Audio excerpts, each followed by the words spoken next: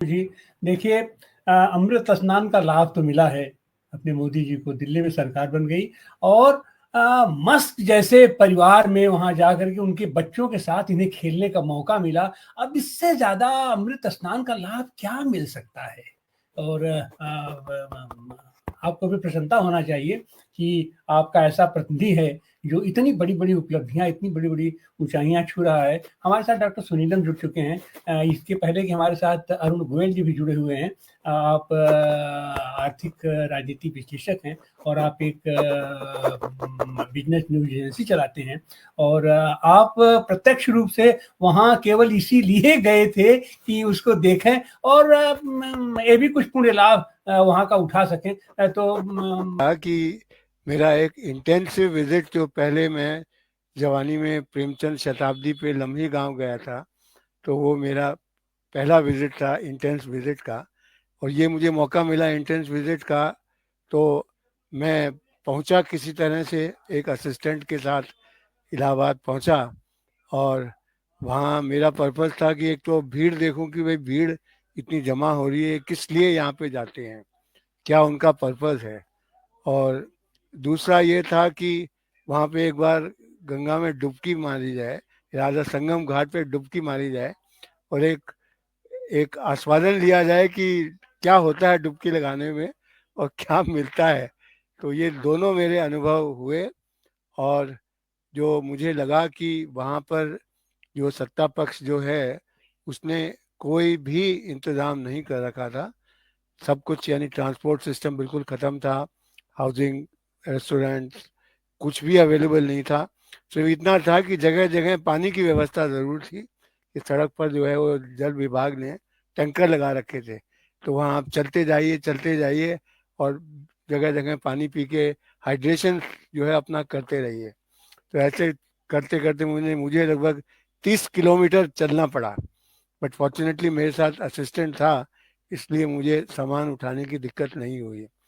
लेकिन जो एक चीज़ जो मुझे बड़ा जो हिट किया वो ये था कि मैं तो गया था रिजर्वेशन में और वापसी के लिए मुझे कोई टिकट नहीं मिला। तो सब जगह रिग्रेट रिग्रेट रिग्रेट हुआ। तो वापसी के लिए फिर मैंने कहा कि अब महाकुंभ में ही जो है स्पेशल में ही बैठा जाए। तो वहाँ मैंने देखा कि जितने लोग वहाँ पे आए हुए थे उन सबको सड़कों पे घुमाया जा रहा था, गोल गोल गोल गोल, जिससे वो सड़कों पर भी इकट्ठा ना हो और प्लेटफॉर्म पर भी इकट्ठा ना हो। और जो लोग गाड़ी में किसी तरह चढ़ रहे थे उनको कानपुर पर ही उतार दिया, दिल्ली वाली गाड़ी में कानपुर पर ही उतार दिया, जिससे कि जो जो सैलाब जो इलाहाबाद स्टेशन था वो वहाँ पे सैलाब जो है आगे बढ़े।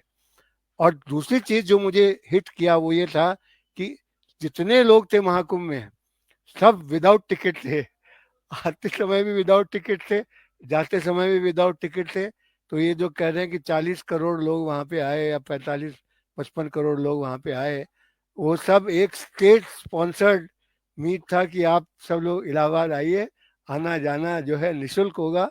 और उसके द्वारा एक हिंदुत्व की जो वेव है उसको जो है वो बढ़ावा मिलेगा। और उसमें जो लोग वहाँ पे पहुँचे उनका तो सर्टनली एक थॉट प्रोसेस जो है ना वो चेंज हुआ कि मोदी जी ने उनको इलाहाबाद तक की सैर करवाई, कोई खर्चा नहीं हुआ। वहाँ आप सुबह जाइए, किसी भंडारे में खाना खा लीजिए और चलते चलते चलते जो है वो संगम घाट पे पहुँच जाइए और वहाँ डुबकी मारिए। तो ये एक बहुत बड़ा एक सोशल इंजीनियरिंग का एक अटेम्प्ट था जो कि बहुत हद तक सफल रहा। वहाँ पे जो इलाहाबाद स्टेशन पर हर 15 मिनट में महाकुंभ स्पेशल थी, जो कि दिल्ली जा रही थी, कोई कलकत्ता जा रही थी, कोई कहाँ जा रही थी, और जितने पैसेंजर थे सब विदाउट टिकट थे। तो ये मेरा एक अनुभव हुआ। दूसरा ये था कि जो महिलाओं का जो हुजूम वहाँ पे हुआ उसको तो देख के मैं बहुत चकित रह गया कि मैंने जो स्टैटिस्टिकल जो मैंने गणना किया कि nearly 3 out of every 4 persons in the Mahakumbh were women. और कितनी श्रद्धा के साथ वो वहाँ पे आई हैं, अपने साथ में बच्चा लटकाए हुए और सिर पर अपना बैग लगाए हुए चले जा रही हैं, चले जा रही हैं, चले जा रही हैं। और महाकुंभ में जो है वो लगभग निर्वस्त्र होके वो जो है वो डुबकी मार रही हैं। तो इस तरह से उनका एक शायद कोई विश्वास होगा कि कुंभ में स्नान करने से जो है वो कुछ मुझे फायदा होगा, कुछ शक्ति मिलेगी, कुछ अपने अंदर जो उसको कमियां महसूस कर रही थी या ये लग रहा था कि भगवान उसके साथ नहीं है, पर कुंभ में स्नान करने से उसका भगवान के ऊपर विश्वास जो है ना और सुदृढ़ हुआ है।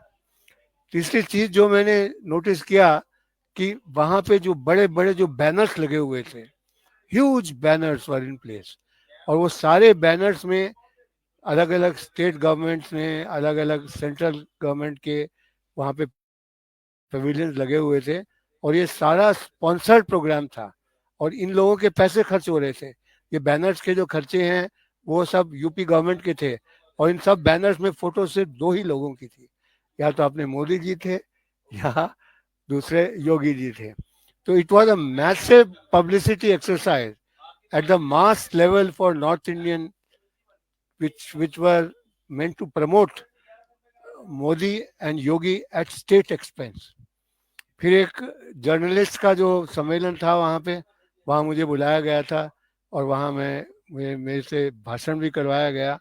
एक मैं प्रतिष्ठित गेस्ट भी था। ऑल ओवर इंडिया से जर्नलिस्ट वहाँ इकट्ठे हुए थे और उनके बीच में उन्होंने रीता बहुगुणा को बुलाया और रीता बहुगुणा ने भाषण दिया। तो उसने एक बड़ा ओजस्वी भाषण दिया। उसमें उसने बताया कि पूरे पूरे महाकुंभ में artificial intelligence was being used in a very big way, और वो 27,000 कैमरे ऐसे कुछ लगा रखे थे उन्होंने, और उन कैमरों के द्वारा जो हुजूम था उन सबको रिकॉर्ड कर रहे थे। और जो नंबर्स जो उन्होंने रीता जी ने बताया कि नंबर्स उन्होंने कैलकुलेट किए, तो जो डेंसिटी ऑफ क्राउड लिया, यानी क्राउड का जो पिक्चर आया तो उसके हिसाब से उन्होंने डेंसिटी लिया कि कितना डेंस क्राउड है, उसके हिसाब से उन्होंने फिर बैक कैलकुलेशन करके नंबर्स बनाए, और उस नंबर्स के हिसाब से रीता जी ने कहा कि 40 करोड़ की जगह 55 करोड़ जो है वो लोगों ने स्नान किया है। और इंटरेस्टिंग चीज ये थी कि मैं जब वापस आया तो भीड़ बढ़ती जा रही थी, घटने की जगह भीड़ बढ़ती जा रही थी। मैं किसी तरह से ट्रेन में चढ़ा और कानपुर में जब उतरा तो वहां पे एक बड़ा हुजूम लोगों का वेट कर रहा था कि जो ट्रेन जो उन्होंने संकेत कर दिया था, यानी कानपुर पे ही उन्होंने उसको रोक दिया था और सब सवारियों से कहा कि आपको जहाँ पे भी जाना हो आप जाइए, कानपुर तक ये गाड़ी चलेगी। तो वहाँ कानपुर में एक बड़ा हुजूम जो है वेट कर रहा था वहाँ प्रयागराज जाने के लिए। तो इस तरह से एक बहुत मैसिव स्केल पर जो है एक पलायन पूरी पॉपुलेशन का इलाहाबाद की तरफ लाया गया, और they were put through the process, जिसमें कि उनको चलते जाइए महाकुंभ तक पहुंच जाइए, वहां पर जो है वो आपको स्नान कर लीजिए और मोक्ष की प्राप्ति कर लीजिए और कोई खर्चे की जरूरत नहीं है। तीसरी चीज जो मैंने देखी कि वीआईपी का जो था ना, मैं भी वीआईपी था, मेरे पास वीआईपी पास था, और जो जिन लोगों ने ऑर्गेनाइज किया था उन्होंने सारा वीआईपी के लिए उन्होंने ट्रांसपोर्ट वगैरह वगैरह की व्यवस्था कर रखी थी, पर कुछ नहीं चला। सब वीआईपी मूवमेंट ऑफिशियली बंद थे। लेकिन जब एक प्रशासन की गाड़ी है और पुलिस की गाड़ी है, उसके पीछे पीछे वीआईपी की गाड़ियों का काफिला चल रहा था। यानी अगर आप you are with the system और प्रशासन और पुलिस ने आपको गाड़ी दे दी है, तो बस आप चाहे कितनी भीड़ हो, जैसे संगम घाट तक पहुंचने के लिए रेल पुल से लेके संगम घाट तक मैं पैदल चला, तो उसमें आप कोई भी व्हीकल अलाउड नहीं थी एक्सेप्ट वीआईपी। और वो वीआईपी वाले इतने बदतमीज थे, जगह जगह ऐसे पार्क करके जगह जगह उन्होंने ऐसा हुजूम इकट्ठा कर लिया था, लोगों के चलने में कितनी बाधा थी, और बेचारे पुलिस वाले परेशान। मैंने उनको बहुत डांटा, बदतमीज हो तुम लोग यहाँ पे खड़े हुए लॉ एंड ऑर्डर के लिए और वीआईपी को तुम रोक नहीं सकते हो कि सर हम क्या करें, हमें तो ड्यूटी करनी है। इतने पुलिस वालों का हुजूम था और कितनी अव्यवस्था थी। पॉन्टून ब्रिज थे वहां पे, वो पॉन्टून ब्रिज सब बंद थे, तो इसलिए जब वो भगदड़ मची तो पॉन्टून ब्रिज यूज ही नहीं कर पा रहे थे, क्योंकि वो पॉन्टून ब्रिज या तो पुलिस के लिए था या वो वीआईपी के लिए थे।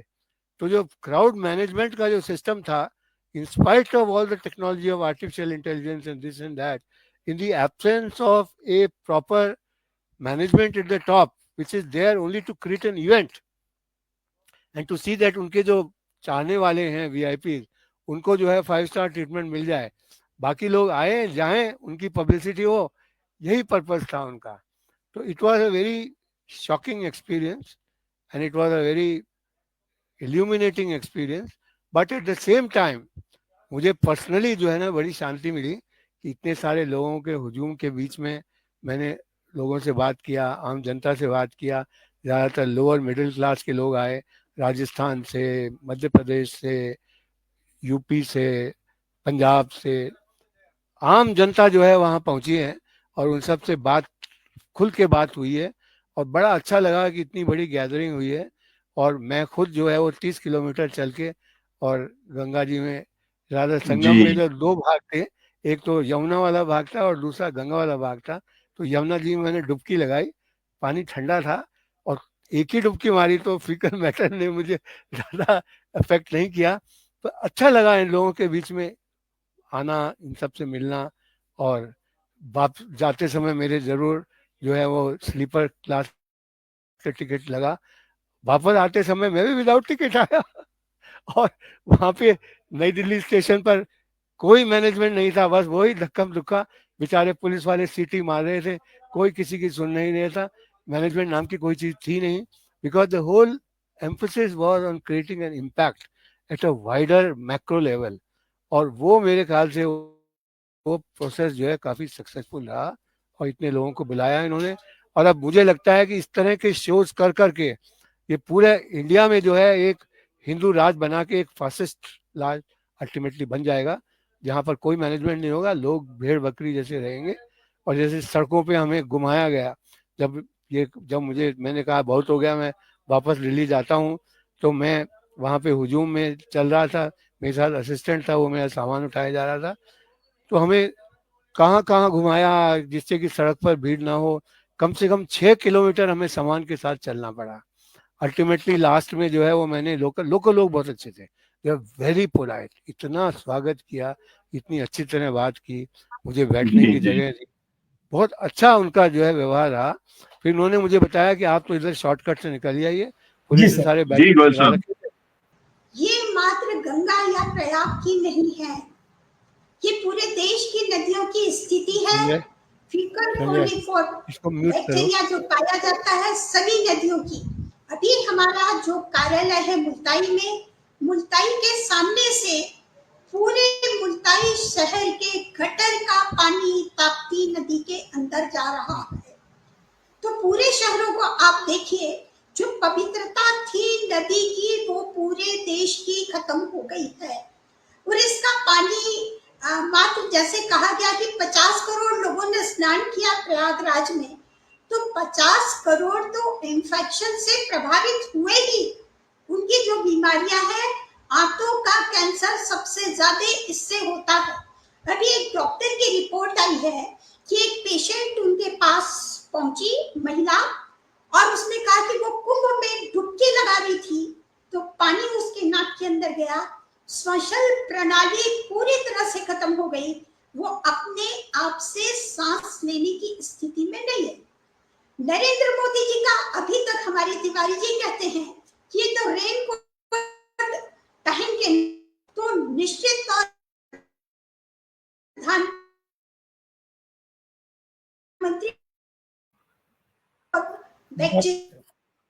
उससे वो प्रभावित होंगे। कारण प्रधानमंत्री जी ने वहां पर डुबकी लगाने का काम नहीं किया। तो ये तो आपने प्रत्यक्ष देखा, पर आपने इस बात को भी देखा कि बड़े बड़े कंटेनर में लोग पानी भर भर के अपने घर ले जा रहे हैं। तो 50 करोड़ प्रभावित नहीं हुए, वहां पर जो बच्चा पैदा हुआ है उसको भी एक ढक्कन पानी लाकर पिलाने वाले हैं। जो बुजुर्ग यहाँ नहाने नहीं आए हैं, उनकी बाल्टियों में यहाँ का पानी डालकर उनको नहलाया जाएगा, इसीलिए वो पानी को धोकर लाने का काम कर रहे हैं। तो पूरा देश किस तरीके से इन्फेक्शन का शिकार होगा, ये हमको देखना पड़ेगा। ये जो उन्होंने कहा कि इतना बजट हमने खर्च किया, तो किस खर्च किया, और ये पानी आ कैसे रहा है, गटर आ ही रहा है। ये जो नदियों के किनारे पर जो खेती हो रही है उसका प्रदूषित पानी आ रहा है, पेस्टिसाइड्स का पानी उसके अंदर आ रहा है। और जो डेयरी फार्म इन्होंने लगा रखे हैं किनारे पे, जो पशुपालन ये कर रहे हैं, तो ये बैक्टीरिया कहाँ कहाँ पर होता है? एक तो मानव के मल में होता है, आंतों में होता है, और वो पशु जो गर्भाशय जिनके शरीर में है उनका मल और मूत्र नदियों के अंदर पहुंच रहा है, जिसको ठीक करने का काम सरकार ने नहीं किया, उसका ट्रीटमेंट करवाने का काम सरकार ने किया। उस सरकार को सिर्फ पैसा कमाने का, जी इनका जीडीपी किस तरीके से बढ़े, इसी लक्ष्य को इन्होंने सामने रखा, पर इस बात का ध्यान इन्होंने नहीं रखा नदियों की सफाई करें। बांधों की स्थिति भी है, बांध जब बनते हैं तो बांधों के पानी में भी इसी प्रकार के फीकल कोलिफॉर्म बैक्टीरिया पाए जाते हैं, जिसके कारण गांव का गांव बीमार हो रहा है। हर 5वें नर से एक व्यक्ति कैंसर का शिकार। सरकार को इसकी चिंता नहीं है। बांध बनाते समय ये शर्त रखी जाती है कि इसका ये ट्रीटमेंट करेंगे, पर पानी का किसी भी प्रकार का ट्रीटमेंट हमें कहीं पर भी दिखाई नहीं दे रहा है, जो कि बहुत ही नुकसानदायक है, जो कि बहुत ही चिंताजनक है और हमारी आस्था के साथ खिलवाड़ है। जहां पर हम अपने घरों में रखते थे नर्मदा का पानी, गंगा का पानी, और उस पानी का कहाँ तक, उस जल का कहाँ तक उपयोग होता था, हम उसकी पूजा करते थे, हमारे पूजा स्थल पर होता था, और ये कहते थे कि ये पानी मतलब कभी खराब नहीं, और वो पानी खराब नहीं होता। आपने हमारी आस्था के साथ खिलवाड़ किया है, हमारी भावनाओं के साथ खिलवाड़ किया है, जो कि घोर निंदनीय और पाप का काम है। जी तिवारी जी, जो टिप्पणियां सुनी हैं वो बहुत महत्वपूर्ण है, लगभग सभी एस्पेक्ट उसके आ गए हैं। लेकिन मैं तो जो तमाम सारे लीडर्स ने जो टिप्पणियां की हैं, जिसको लेकर के बड़े भारी कहा गया है कि भाई ममता बनर्जी ने अगर कुछ बोला है या खड़गे जी ने कुछ बोला है या अखिलेश यादव ने कुछ बोला है तो उन्होंने बहुत बड़ा पाप कर दिया है। मुझे ऐसा लगता है कि किसी भी तर्कशील समाज के अंदर सवाल उठाए जाने चाहिए, सवाल पूछे जाने चाहिए और सिस्टम को उसका जवाब देना चाहिए। लेकिन ये जो सरकार है, अगर ये हो गया कि अगर अंतर जो है 3,000 और 49,000 का अगर इतना बड़ा डिफरेंस है, जो बैक्टीरियाज का एक लेवल है उसके अंदर, तो फिर उसका जवाब कौन देगा?